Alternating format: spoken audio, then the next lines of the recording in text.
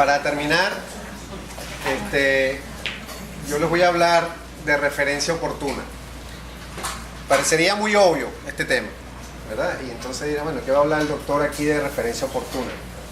Ya el propio término a veces es bastante significativo. Entonces nos preguntamos, bueno, ¿de qué estamos hablando?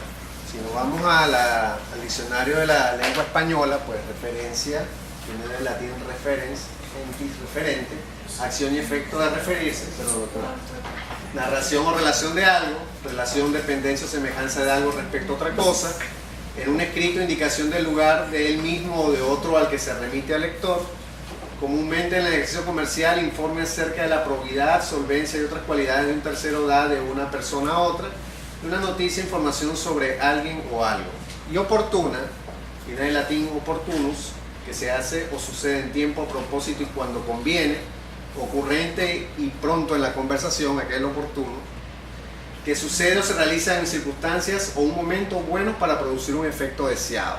Entonces, si nosotros sacamos un concepto de lo que significa una referencia oportuna, pues eso va a ser simplemente un informe sobre un paciente que va dirigido a otro profesional y que se va a realizar en un buen momento, ¿verdad? Para lograr o prevenir o diagnosticar alguna alteración que nos permita una acción inmediata y un efecto deseado. Y yo lo pongo aquí como un informe subrayado, porque como todo informe tiene que hacerse de una buena forma. ¿Okay? A veces no es simplemente referencia para tal especialista y listo. Entonces cuando el especialista recibe al paciente dice, bueno, ¿y por qué me están mandando este paciente? ¿Verdad? Entonces es donde nosotros debemos describir realmente la razón del por qué nosotros estamos haciendo esa referencia. Y lo pongo subrayado porque debe cumplir con todas las normas que normalmente debe cumplir una referencia o una interconsulta. ¿Okay? Entonces es muy importante que se haga. Ahora, desde que nosotros vamos a ser alguien, ¿verdad? Estamos a punto de ser alguien, pueden pasar muchos eventos, ¿verdad? Que pueden marcar este proceso desde que nos formamos hasta que nacemos, ¿ok? Inclusive nacemos por cesárea. Ahorita vemos que los números de cesáreas son a veces mayores que los partos, a veces prefieren hacer más cesáreas que partos, ¿verdad? Entonces nacemos por cesárea, con estos instrumentos se hacen los partos instrumentales, ¿verdad? O aplicamos estas maniobras espectaculares, ¿verdad? Horribles de trauma obstétrico, ¿verdad? Y también tenemos entonces estos niños prematuros con dificultad respiratoria, asfixia perinatal y que nos piden ayuda, ¿verdad? También tenemos unas madres en ese proceso en las cuales pues comienzan a involucrar drogas, alcohol, ¿verdad? Enfermedades maternas en las cuales están tomando medicación, hipertensión en el embarazo, traumas obstétricos, ¿verdad? Y el embarazo adolescente, que también es un problema en nuestra sociedad. Entonces, en lo que se refiere a neurodesarrollo, ¿cuándo empieza la referencia oportuna? Entonces tenemos un concepto del cual tenemos que tener claro, que es el riesgo. Y nosotros sabemos, tenemos que estar claro lo que significa riesgo. Es la contingencia o proximidad de un daño. Y nosotros tenemos que trabajar en función al control de riesgo. ¿Qué significa eso? Es un proceso de toma de decisiones para tratar y o reducir los riesgos, para implantar las medidas correctoras, exigir su cumplimiento y hacer una evaluación periódica de la eficacia. Y en base a eso tenemos que trabajar, pero no solamente ya cuando tenemos el paciente. Aquí se habló de involucrar a los especialistas del área ginecológica y es cuando justamente tenemos que empezar a hacer una valoración del riesgo desde el punto de vista prenatal, ¿verdad? Entonces los estados generalmente, y hay programas pues, que están destinados a esto, asignan recursos para la atención a quienes más lo necesitan, proporcional al riesgo que tienen, ¿verdad? Y la atención perinatal, nosotros tenemos en nuestro hospital la atención perinatal para embarazos de alto riesgo, tenemos al doctor René Mujica, ¿verdad? Que trabaja con nosotros, y se determina que la embarazada, el parto, el puerperio y el recién nacido sean atendidos en el nivel de complejidad que su grado de riesgo lo requiera, ¿ok? Por supuesto, hay que establecer unas acciones para lograr la prevención sobre algo. Entonces nosotros tenemos que actuar antes, en base a ese riesgo. Y tenemos que identificar y manejar riesgos preconcepcionales, riesgos obstétricos y riesgos perinatales. Esa detección oportuna ya durante el embarazo nos va a permitir, por supuesto, realizar una prevención, un diagnóstico y hacer la referencia y catalogar un embarazo ya como un embarazo de alto riesgo, ¿verdad? Para prevenir básicamente las causas de muerte materna y las causas de muerte perinatal. Entonces tenemos que trabajar en función al riesgo. ¿Y cuáles son esos riesgos preconcepcionales? Pues miren, antecedentes obstétricos desfavorables en embarazos previos, abortos, muertes fetales y neonatales, ya de antecedentes, partos prematuros, bajo peso al nacer, preeclampsia, intervalo intergenésico breve, o sea que tengan menos de 24 meses, antecedentes genéticos desfavorables, edades extremas de la mujer, enfermedades crónicas de la mujer, infecciones, estado nutricional de la embarazada, exposición a teratógenos y las adicciones, ¿verdad? Entonces todos estos factores deben ser causa de nuestro reconocimiento previo, y ya nosotros vamos haciendo y vamos engranando todo esto. Entonces, existe un alto riesgo si existe uno o más factores: hipertensión, diabetes, cardiopatía, nefropatía, otras enfermedades crónicas, si ha habido 2 o más abortos, 2 o más cesáreas, 5 o más embarazos, una edad mayor de 35 años. Pero si tenemos 2 o más de estos factores, pues esto también lo catalogamos como alto riesgo: un aborto, hemorragia durante la segunda semana de gestación, alguna muerte perinatal, infección puerperal, embarazo anterior, cesárea previa, etcétera, etcétera. Entonces tenemos aquí que ir identificando, y estos riesgos se potencian cuando tenemos aspectos sociales involucrados, cuando hay pobreza, embarazo no deseado, analfabetismo primario incompleta y factores culturales. Entonces tenemos que trabajar en base a ese factor de riesgo para poder comenzar a ya tomar decisiones desde ahorita, identificar los riesgos. Eso es lo más importante ahorita, y en base a eso podemos hacer buenas referencias.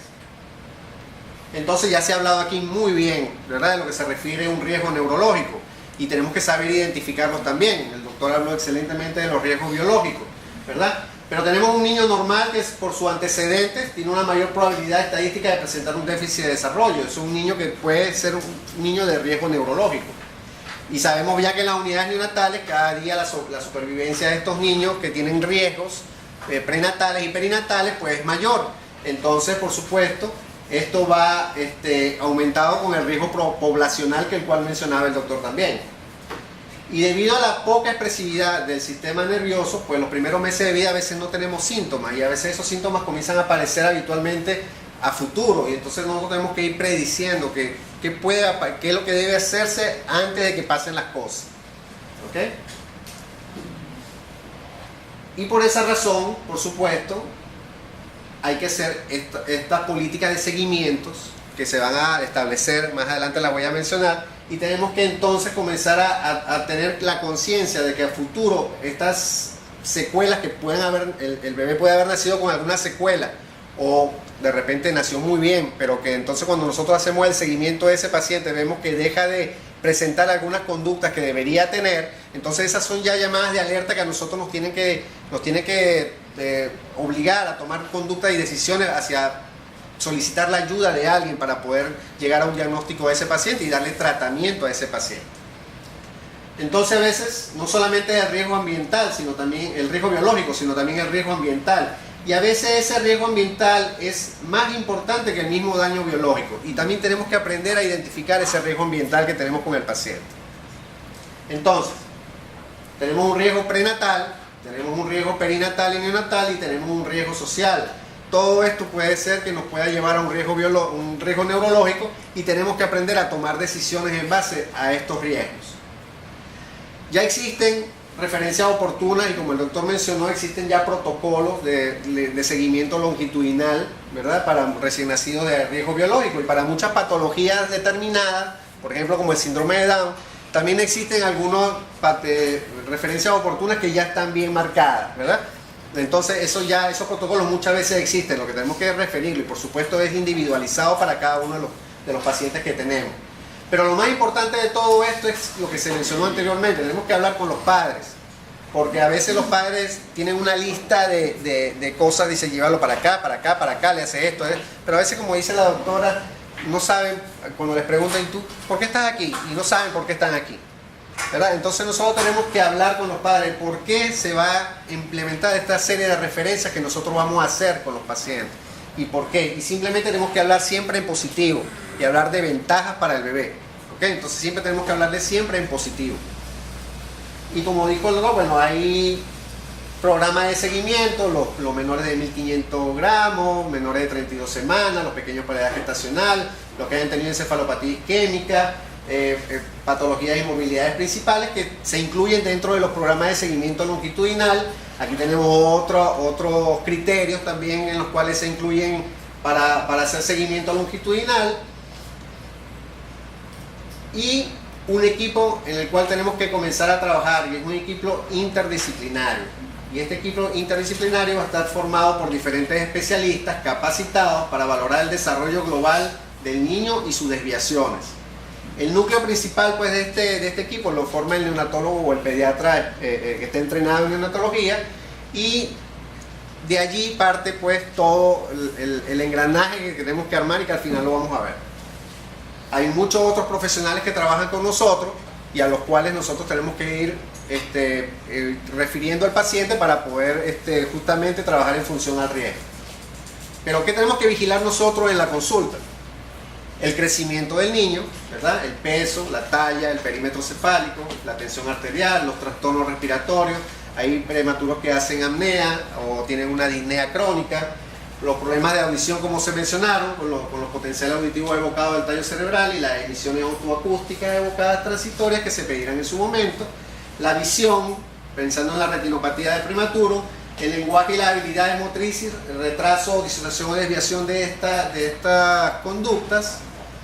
Pruebas de exploración y valoración del desarrollo neurológico. Tenemos que estar pendientes de la postura, el tono muscular de las extremidades, tono muscular axial, reflejos tendidosos profundos, reflejos patológicos, reflejos primitivos, reacciones en la postura, anormalidades neuromotrices, hipotonía, hipertonía, asimetría, hipertonía del extensor del cuello, tronco, extremidades inferiores, movimientos involuntarios, etcétera, etcétera. Pero son cosas que nosotros tenemos que hacer también en la consulta, tenemos que aprender a valorar y examinar nuestros pacientes. Y si nosotros ya vemos anormalidades en estas cosas, pues entonces ya tenemos herramientas para poder hacer un buen informe y poder hacer una buena referencia. ¿Okay? Con referente al desarrollo cognitivo, ya tenemos a veces niños un poquito más grandes que nos llegan a la consulta con trastornos cognitivos, y por supuesto nos apoyamos también en los especialistas para poder hacer las valoraciones neuropsicológicas de 1 a 3 años y en la edad preescolar. Y por supuesto siempre se recomienda una evaluación audiológica entre los 6 y los 12 meses de edad. Hay calendarios establecidos de seguimiento para niños que tienen riesgo neurológico, ¿verdad? Inclusive hay tablas que están hechas donde, bueno, el médico siempre lo ve, ¿verdad? Donde ya se pide un eco cerebral en estos pacientes, generalmente al ingreso y al egreso del paciente de las unidades de neonatología. Si el paciente ha convulsionado, pues se piden otros ecos cerebrales posteriormente también para hacer el seguimiento, ¿verdad? La parte del neurólogo, el oftalmólogo, el centro de atención temprana, que en este caso sería nuestro centro de desarrollo infantil, en los cuales nosotros mandaríamos a nuestros pacientes, los potenciales auditivos y pruebas psicológicas que se van dando dependiendo de la edad del paciente y nosotros lo vamos refiriendo. De la primera etapa que nosotros vamos a tener este paciente de los 0 a 2 años, nosotros tenemos siempre que estar pendiente que se cumplan, por lo menos hacerle un examen. Nosotros hacemos nuestro examen neurológico con la consulta, pero nosotros tenemos que tener ya por lo menos la referencia para nuestro examen neurológico por el especialista, el desarrollo pontoestatural que debemos llevarlo siempre, la neuroimagen, ¿verdad? Que hablamos del eco y la resonancia magnética cerebral, ¿verdad? El electroencefalograma, las autoemisiones acústicas y potencial auditivo del tronco cerebral, el examen oftalmológico, ¿verdad? La prueba de cribado, que bueno, al nacimiento debería hacerse a todos los bebés que nacen su prueba, y los test psicológicos que lo aplican ya los otros especialistas. Pero todas estas cosas deberían ser ya cumplidas, ¿verdad? Ya en esta etapa de vida, en los primeros 2 años de vida. Y todos nuestros pacientes que nosotros catalogamos que tienen algún tipo de riesgo deberían estar ya con todas estas cosas cumplidas. ¿Okay? Entonces es parte de nosotros también estar vigilantes de que esto sea así. Y para concluir, vemos que el equipo es muy grande, ¿verdad? Nosotros estamos aquí en el medio, ¿verdad? Los neonatólogos, los pediatras, ¿verdad? Y tenemos simplemente muchas personas en las cuales pues nosotros van a colaborar para poder lograr este seguimiento, ¿okay? Dependiendo de cada paciente, nosotros también individualizamos, ¿verdad? Porque no es como una receta de cocina, ¿verdad? Entonces, dependiendo de cada paciente, nosotros veremos cuáles son, hacia dónde vamos a ir. Pero fíjense que aquí contamos con todas sus especialidades pediátrica generalmente. Aquí tenemos hasta el genetista, que a veces es necesario también en nuestros estudios. Infectología, odontología, tenemos niños con labios leporinos, a veces también tenemos que trabajar con odontología, los urólogos, gastroenterólogos, y la parte, por supuesto, de fisiatría, fisioterapia, psicología, terapia ocupacional, psicopedagogía, terapia de lenguaje, que bueno, dependiendo de la edad del paciente, nosotros iremos haciendo referencia, la parte nutricional, la parte de servicio social, como habló el doctor Cortés, ¿verdad? Y no olvidar nunca nuestras inmunizaciones, ¿verdad? Para nuestros pacientes, que a pesar de que pueden tener, siempre tenemos que estar pendientes de las inmunizaciones de ellos, y las pruebas que hay que hacerle, pues como ya les dije anteriormente, el laboratorio, el eco cerebral, los potenciales evocados y electroencefalograma, generalmente en pacientes ya que han tenido algún episodio convulsivo y que ya están en manos del neurólogo. Pero fíjense que entonces, ya para terminar, porque con esto termino, la referencia oportuna depende básicamente del conocimiento que tengamos nosotros. Si nosotros tenemos un buen conocimiento de lo que estamos haciendo y podemos identificar el riesgo de nuestros pacientes, no es lo mismo ver un pacientico que no llega, simplemente lo examinamos y no interrogamos, y no preguntamos, y entonces depende de ese interrogatorio y esas preguntas, y nosotros vamos armando y vemos que hubieron factores de riesgo perinatales, prenatales, y entonces al dar nosotros toda esa forma es que nosotros podemos tomar decisiones y vemos cómo está su familia y vemos el ambiente donde vive ese bebé, y entonces ahí cuando nosotros comenzamos a armar todo esto y comenzamos a tomar decisiones. Entonces